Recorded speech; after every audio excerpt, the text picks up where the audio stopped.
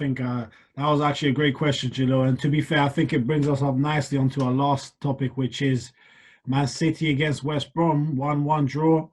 And I think Man City were missing the real world-class striker that they have had all these years, Mr. Sergio Kun Aguero. Man, 1-1 at home to West Brom, man, that was a bad result. I'm just going to throw out there, I've never thought Sterling was world-class. Sterling, to me, yeah, he's a guy that he gets numbers, he gets the stats, and he's a very, very, very good player. But for some reason, when I watch Sterling or when I watch City and Sterling has a big chance, I still always feel like he's going to miss it. He hasn't watched that thing off for me that he carried for years where he was a terrible finisher. He's a much better finisher now. And I'm not pinning City's problems on him because I think City have problems in midfield. Rodri is not the answer to Fernandinho. He's like a fake Busquets, nowhere near as good as Busquets. And I just think they're just having problems generally. So, Rash, let me come to you first on this one, man. Like, what did you make of that game? And where do you think City are at? Do you think Guardiola needs to spend even more money? No, I think that's one thing they don't need to do now. And because I think the era of the checkbook is getting found out. Yeah, that can't save you anymore. Yeah, you need more depth. And you'd think City would have it with Guardiola as their manager and with the quality of players that they are having, but they are starting to get found out. And their football is becoming very basic. I don't enjoy watching their football. In regards to Sterling, I rate Sterling like very high. Like he's one of my favorite in the country, probably my favorite English player.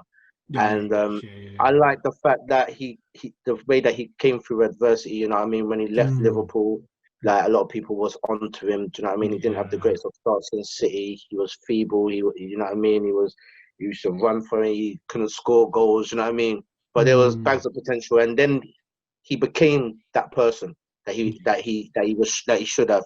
And I rate him for that. And especially when in times when the media was against him, people were against him, his previous fans was against him, his current fans was against him. Do you know what I mean? And he just kept his head down and he just kept on doing his thing. And now he's one of the most valuable players in his team. I think Sterling is a great player. I don't think he's having the best time right now.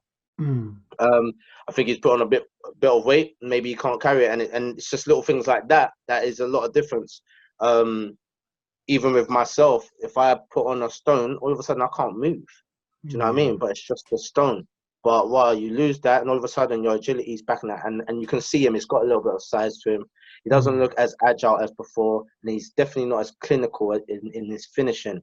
However, he's definitely needed because he still does get the goals and he still does do the assists. Because I was looking on my fantasy and I was looking to take out a City player. And I was struggling to pick between him and De Bruyne because they averagely get the same amount of points as well. And I was thinking, hold on. Do you know what I mean? So I think he's still an asset to the club and I think he's still one of their best players along with De Bruyne. But you can clearly see that they're missing Aguero's goals. They're missing his goals. They're missing Silva's creativity. Like it's just obvious. Even they bring in the new man. What's his name? Ferran Torres. Torres. And I like him as well. At first I thought he's a fraud, but no. Then I started to see him. I'd be like, no, you're a G. And then for his country as well, he's rated his banging goals as well. Yeah, so I'm just like, okay, this is a good guy, and he was scoring for City. But the rest of the team, the back line looks very average. Yeah, do you know what I mean? And I haven't said that about a City back line for a minute. Do you know what I mean? But they're looking very average. I think they'll do well because they've got the quality and the manager to do well. You know what I mean? And they know what it takes to win stuff. But it's going to be really hard to see them taking anything from Liverpool this year. Yeah. No, I agree with that.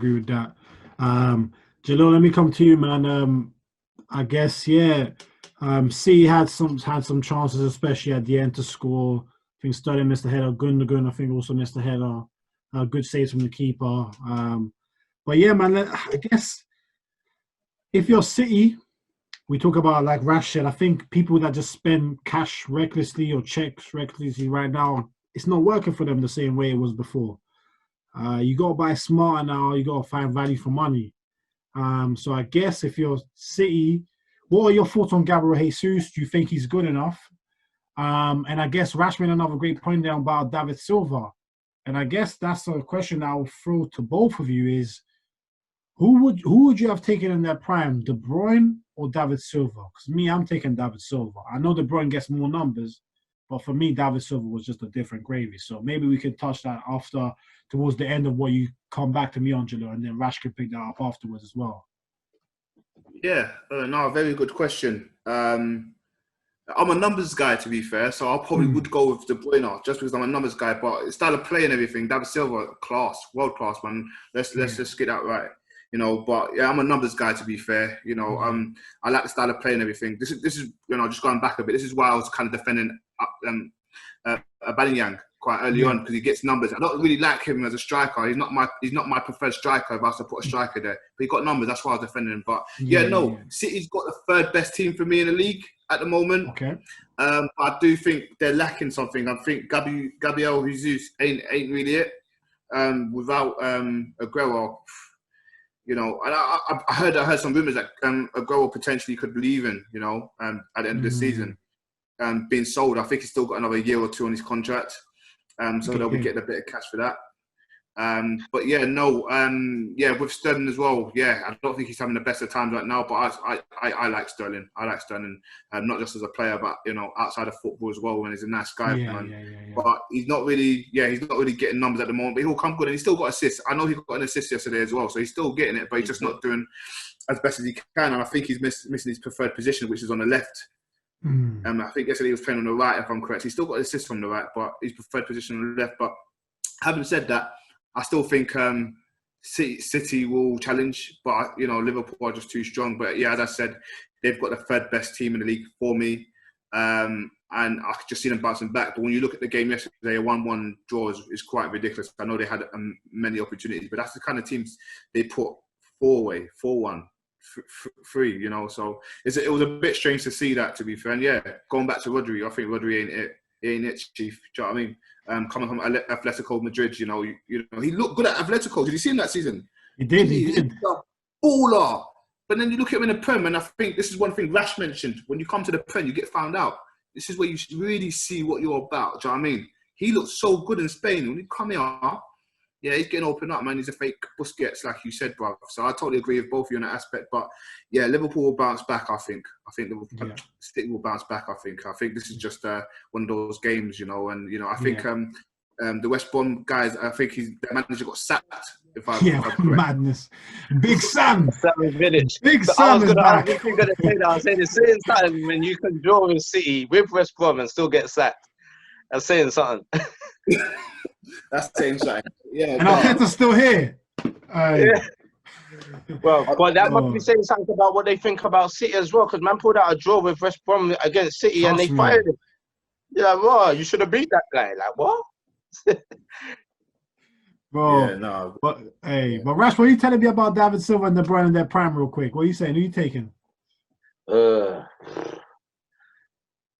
See, it's difficult because I rate De Bruyne like highly, like when he was at Wolfsburg and when he came over, like it's just I've rated him for a very long time.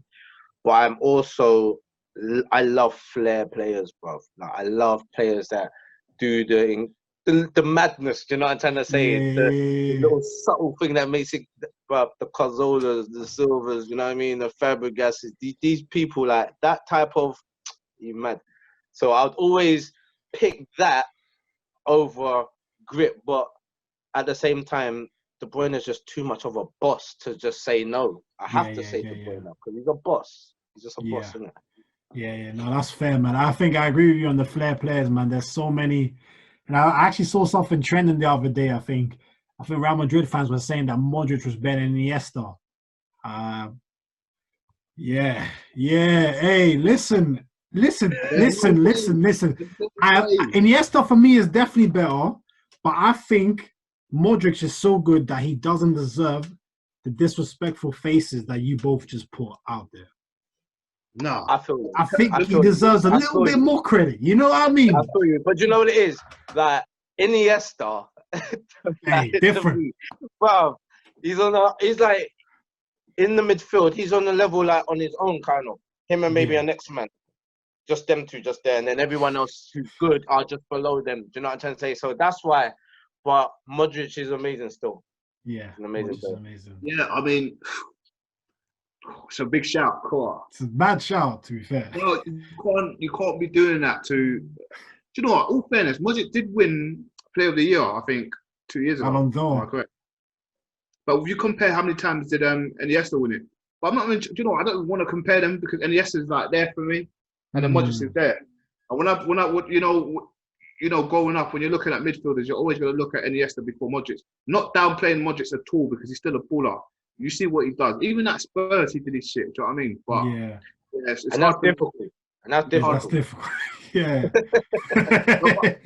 No, but what I'm saying is, Hey, it's just hard to hey. put Iniesta. If you're gonna go with someone, it's like Paul Scholes or Iniesta. Then I can have a debate with you. But if you're gonna say Modric, I'm just I'm like, picking nah, Iniesta between them two, but yeah, nah. listen, the thing for me, Modric should be happy that at the end of his career, he's being mentioned with Iniesta. That's how he should know. You know what? I had a great career because Iniesta was just a different kind of player, man. That's when people throw out Iniesta stats to me, I'm like, listen, I know you ain't watched the game properly. If you're throwing stat numbers to me, you can have your stat numbers. Yeah. I don't give a damn.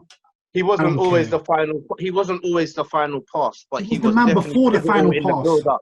He would have twisted up 6 men and passed that on to Xavi, and Xavi may have played that on to Messi, and then it would have been a goal. You get me? You're missing the thing. Missing it completely. So, but yeah, man. You know what? I'm glad that we ended on that point because there's actually so many interesting debates we can have about players that are being compared with one another. And I think, Jalil, you made a great point there. I think we live in a kind of society now where if you talk about one, like if you prefer one player, you're slandering the other. And that's not the case. We, as we've done today and etc., we can praise one man and say we prefer him to another while also recognizing the greatness of the other man.